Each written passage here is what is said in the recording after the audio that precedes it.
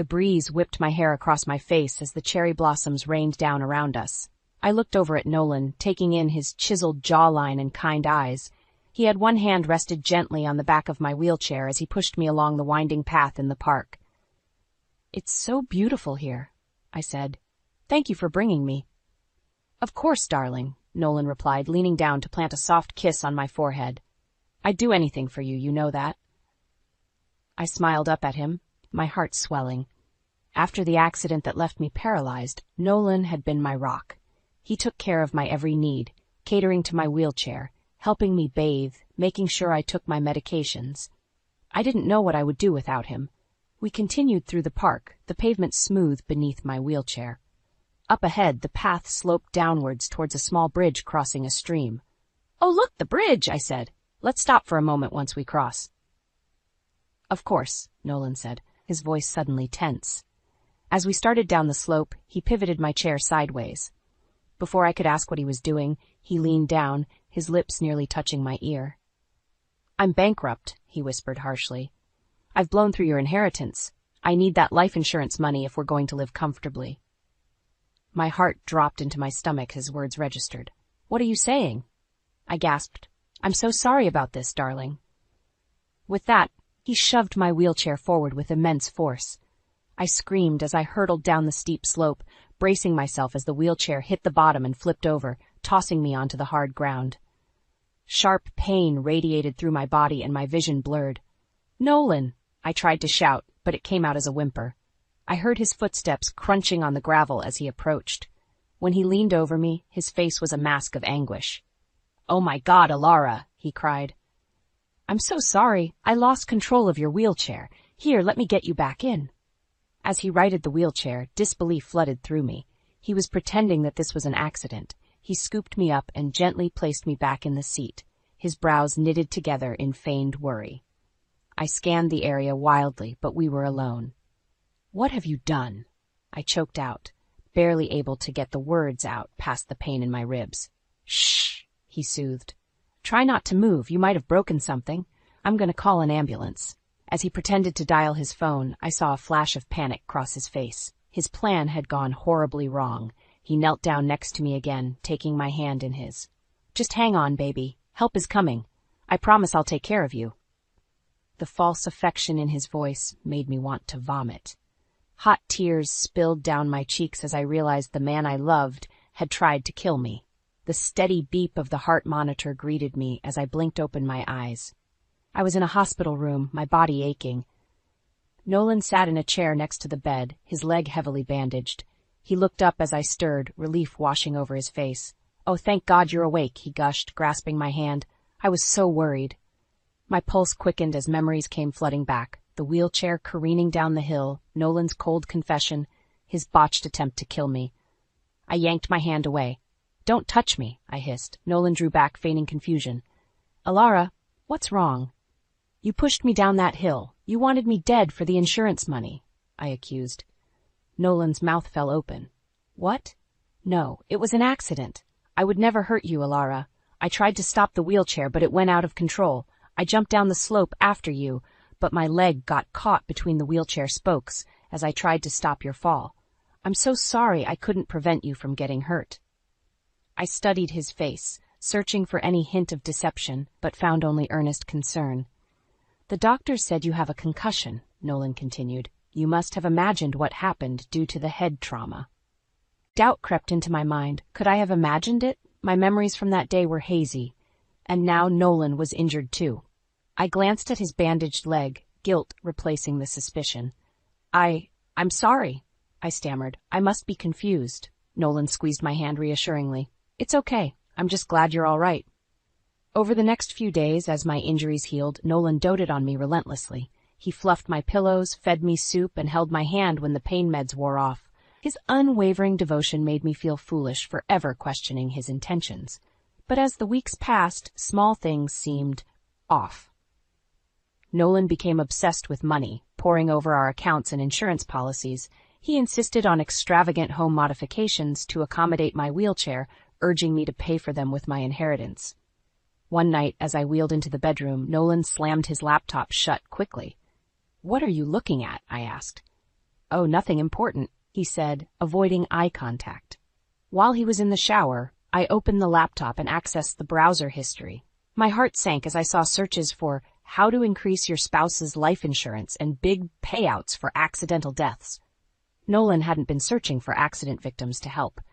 He was researching how to profit from my hypothetical accidental death. Bile rose in my throat as I finally accepted the truth. The devoted caregiver routine was an act to keep me under his control. The man I loved was trying to murder me. Over the next few weeks, I settled into a new normal. The doctors said my paralysis was permanent, so Nolan dutifully catered to my needs. But his mask slipped more each day. He obsessed over my inheritance, insisting I use it to convert our home into a wheelchair paradise. Meanwhile, he splurged on golf clubs, TVs, and gadgets. One night at dinner, he brought it up again. "Alara, I really think we should overhaul the entryway and widen the door frames downstairs. We need to make this house accessible for you." I pushed my food around my plate, anxiety churning in my gut. "Those renovations will deplete the remainder of my inheritance. Can't we just make do?" Nolan frowned, a flash of anger in his eyes. "But don't you want to be comfortable and self-sufficient? This inheritance is meant to be used on you." I couldn't tell him the truth, that I was preserving those funds to escape someday. "Let's just discuss it later," I said weakly, hoping to placate him. After dinner, I went upstairs and discovered Nolan had installed a new safe in our closet. He never mentioned it, and it was already locked. What was he hiding? A few nights later, Nolan left his email open on my laptop. My eyes fixed on one message from an insurance company with the subject line, "Policy Upgrade Request." Hands trembling, I opened it. Nolan had asked to increase my life insurance and add an accidental death payout. When I confronted him, he insisted it was just to provide for me in case of tragedy. But I knew it was premeditation. The final straw came a week later when I overheard Nolan on the phone scheduling a lavish housekeeping service. We didn't need it, but he seemed hell-bent on draining my inheritance with frivolous spending. After he hung up, I wheeled into the kitchen and tossed my checkbook onto the counter. "I'll be handling my own finances going forward," I informed him coldly. Nolan's facade fully slipped, his face contorting in anger. "How dare you? That money is as much mine as it is yours." "It's my inheritance," I shot back, "and I'm done letting you blow it." Nolan advanced on me, his voice a low snarl. "You ungrateful bitch. After everything I've done for you." Adrenaline coursed through me. "The jig is up, Nolan. I won't let you steal my inheritance while you plot my murder." Rage blazed in his eyes, but he quickly masked it. "Don't be ridiculous," he sneered. "I'll never understand your paranoia. But fine, manage your own money. It doesn't change my love and devotion." His duplicity infuriated me further, but I held my tongue. I needed to protect my finances at all costs until I could find a way out. Over the next few weeks, money became a battleground in our home. I took over the finances, carefully tracking every penny. When Nolan demanded I hire his lavish housekeeping service, I refused. "We don't need it," I said firmly. "I can handle the cleaning." Nolan's face darkened. "But in your condition." "I'm fine," I cut him off. "We're not wasting money." After that, our arguments escalated. Nolan increasingly spent money behind my back, on expensive takeout when I cooked simple meals, new electronics, anything he desired. One day, I came home to find he had purchased a $3,000 Tempur-Pedic mattress without consulting me. "Return it now," I demanded. "Why are you being so controlling?" he shot back. "I'm just trying to make our home nicer for you." "Bullshit," I spat. "You're bleeding our accounts dry, trying to spend my inheritance before I cut you off." Nolan's expression contorted in rage. For a moment, I thought he might hit me, but he quickly smoothed his face into a mask of polite concern. "Alara, I'm worried about you," he said gently. "This obsession with money isn't healthy. You know I just want what's best for you." I wanted to scream at his pathetically transparent manipulation, but I held myself in check. Over the next week, small amounts of cash began disappearing from my purse. $20 here, $50 there. I knew Nolan was taking it.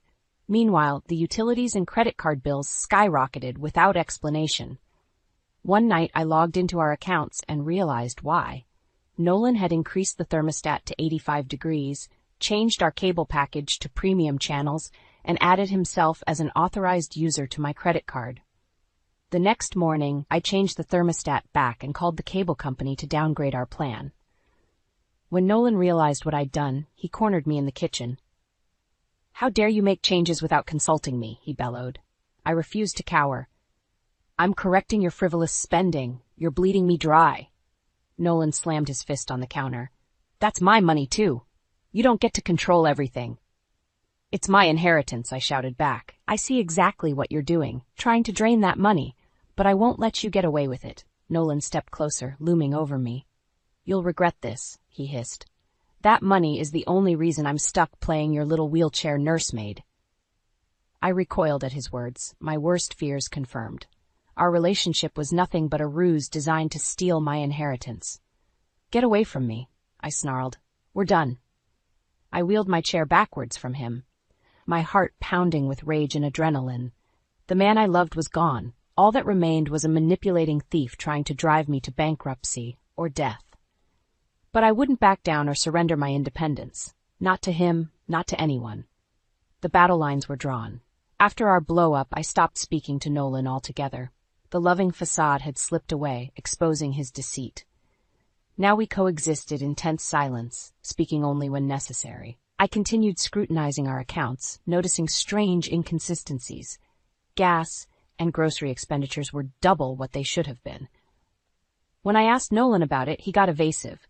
"I've just been driving more for errands," he muttered, "and groceries are expensive lately." I knew he was lying and pocketing the extra cash, but I had no proof. Suspicions gnawed at me. Where was he driving? Was he seeing someone else? I decided to find out. I called a private investigator and explained my situation. 2 days later, I received a large envelope in the mail. Hands shaking, I opened it to find photos of Nolan embracing a woman in front of a nice suburban home, captioned with an address. Bile rose in my throat as I realized the truth. Nolan had a secret family. Fury coursed through me. All the manipulation and lies weren't just about money. He was living a double life. I wanted to confront him right away, but I waited. I needed more proof before initiating the inevitable divorce. A few days later, the investigator provided bank records indicating Nolan had purchased the other home outright and was funneling money into a joint account with the other woman. Her name was Celia. Armed with evidence, I decided to confront Nolan at the hospital where he volunteered, a smokescreen for his deceit. As I wheeled into the hospital lobby, I spotted Nolan at the front desk flirting with a nurse. Before he saw me, I called out loudly, "Hey, Nolan, how's Celia doing?" Nolan's head whipped around, his face draining of color when he saw me. He quickly masked his shock with feigned confusion. "Who?" he stammered. I threw the envelope of evidence onto the desk. Photos and bank records spilled out. "Save it!" I spat. "I know about your little wifey across town. Did you really think you could get away with it?" Nolan glared at me coldly. "You don't know what you're talking about. This is absurd." I shook my head in disgust. "The jig is up, Nolan. I'm filing for divorce. Have fun splitting your assets between 2 households." I wheeled my chair away, Nolan calling after me desperately. But I didn't stop. The time for mercy was over. Over the next few days, I met with lawyers to initiate divorce proceedings, documenting Nolan's infidelity and financial deceit. I wanted to ruin him. Soon after, I sat Nolan down at home. "Here are your options," I told him icily. "Agree to a divorce with 0 spousal support, letting me keep 100% of my inheritance, or I'll make sure every one of your friends and family knows exactly what a cheating, swindling scumbag you are." Nolan pleaded with me, but I refused to back down. The man I loved was gone. In his place was a manipulative stranger who needed to pay. After I presented the evidence, Nolan had no choice but to agree to my terms. The divorce was swift and brutal, leaving him financially devastated. I walked away free, my inheritance intact, ready to begin a new chapter away from my lying, cheating ex-husband. What awaited me was unclear, but it had to be better than the nightmare I'd endured. In the months after the divorce, I focused on recovery and adapting to my new normal. My lawyer ensured I received a generous alimony, allowing me to afford live-in care. Though my paralysis persisted, my new doctor encouraged me to stay positive. "Your condition is still evolving," he assured me. "With rehabilitation, you may regain functionality." His optimism lifted my spirits. For the first time since the accident, I had hope. During one appointment, Dr. Fields reviewed my records closely, his brow furrowing. "Let's do some fresh scans," he said. The next day, I received an urgent call from Dr. Fields. "You need to come in immediately," he said gravely. "There are developments." My pulse quickened anxiously as I wheeled into his office. His expression was grim. "What is it?" I asked shakily. "The scans show your spinal cord damage is treatable," he said. "Your previous physician failed to detect this. With surgery, you could walk again." I reeled in shock. "What? But my ex-husband said my paralysis was permanent. Are you saying it's reversible?" Dr. Fields nodded. "Given proper treatment, your prognosis is very good. I believe your previous doctor misinterpreted the scans. Your ex likely concealed this from you." The revelation hit me like a freight train. Nolan had lied to keep me in a wheelchair, dependent on him. Fury boiled up inside me. "That bastard!" I exploded. "He made me believe I'd never walk again. He wanted me helpless so he could control me and access my money." "I'm very sorry," Dr. Fields said sympathetically. "Unfortunately, traumatic spinal cord injuries are often misdiagnosed, but the good news is we can correct this. I'd like to schedule surgery right away." Overwhelmed with emotion, I broke down in tears. For months, I believed I'd spend my life in a wheelchair at the mercy of my lying, cheating ex-husband. But now a chance at freedom stood before me. The night before surgery, I met Nolan at a cafe at his desperate request. He begged me to take him back, claiming he'd changed. "Did you know my paralysis was reversible?" I demanded. "Did you keep it from me?" Nolan's silence was damning. Seething with rage, I slapped him hard across the face. "You soulless monster! You made me believe I was trapped when I could have walked away from you. Well, tomorrow I'm getting surgery so I can dance on your grave someday. I pray I never see you again." I left Nolan crying at the table, his pathetic apologies echoing behind me. The time for mercy and forgiveness had passed. Tomorrow, a new beginning awaited me. The surgery was a success. In the difficult weeks of recovery and rehabilitation that followed, spite fueled me. I imagined trampling over Nolan's broken body as I reclaimed my strength, vowing he'd never rob me of independence again. On the day I took my first solo steps, tears of joy and relief streamed down my face. I was free at last, ready to walk into a new life on my own terms. Nolan had failed. My backbone remained unbroken. In the weeks after my surgery, I wasted no time seeking final vengeance against Nolan. Legally, financially, I wanted to ruin him completely. I met with my lawyer, providing documentation of Nolan's lies about my medical prognosis. We incorporated it into the divorce proceedings to show premeditation and abuse. Nolan wouldn't just lose money in the split, his reputation would be destroyed. "You have ample grounds for additional damages," my lawyer said. "We can sequester his assets and income sources. He won't have a cent left when we're through with him." "Good," I replied coldly. "Take everything." I realized Nolan's bank fraud likely extended beyond just me. I contacted his employer and provided evidence that he had embezzled from client accounts. They immediately opened an investigation, alerting the authorities. Nolan desperately tried to convince me not to expose him further. He even had the audacity to suggest reconciliation. "Alara, haven't you punished me enough?" He pleaded on the phone. "I know I made mistakes, but we can still repair this. I'll spend the rest of my life making it up to you."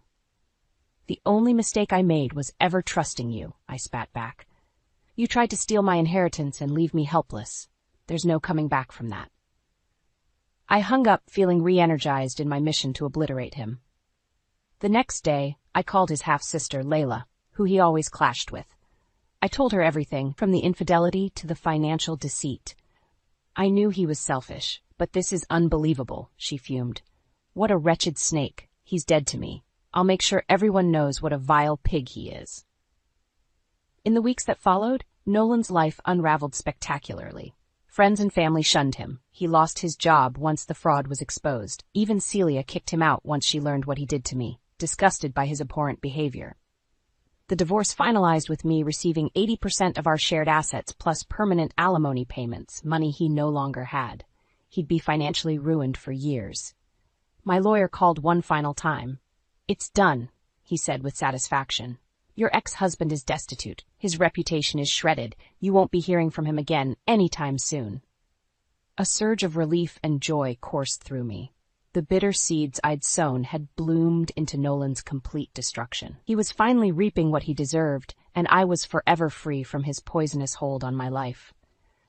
The day my divorce from Nolan was finalized, I walked out of the courthouse with my head held high, the sunlight warming my face. The settlement had been everything I wanted. Nolan was left penniless and alone, forced to start anew with nothing but his wretched self. In the months that followed, I reveled in my freedom and independence. I returned to work, reconnected with old friends, traveled to places I'd always dreamed of seeing.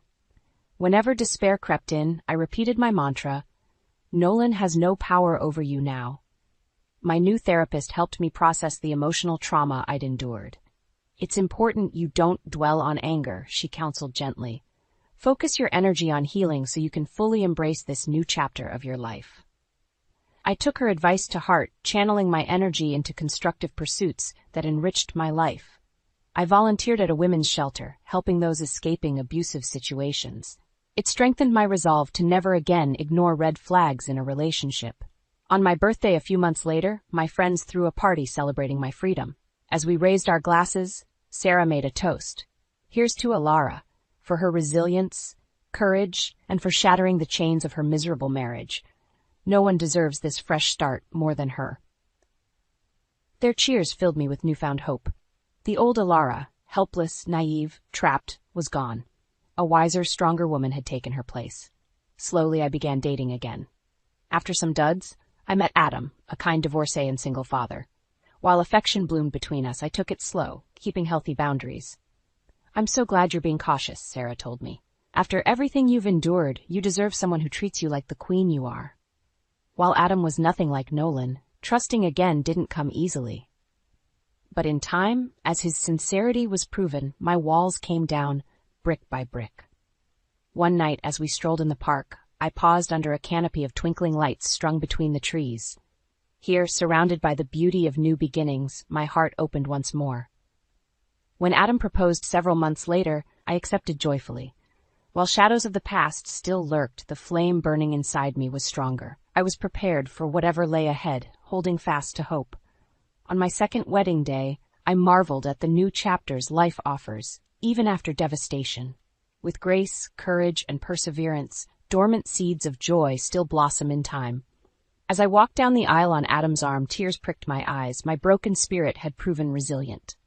Love and vitality now stretched brightly before me. While Nolan's betrayal nearly extinguished my light, my inner inferno ultimately raged too strong to suffocate. I am more than a victim or survivor. I am the master of my fate, and my greatest triumphs still await.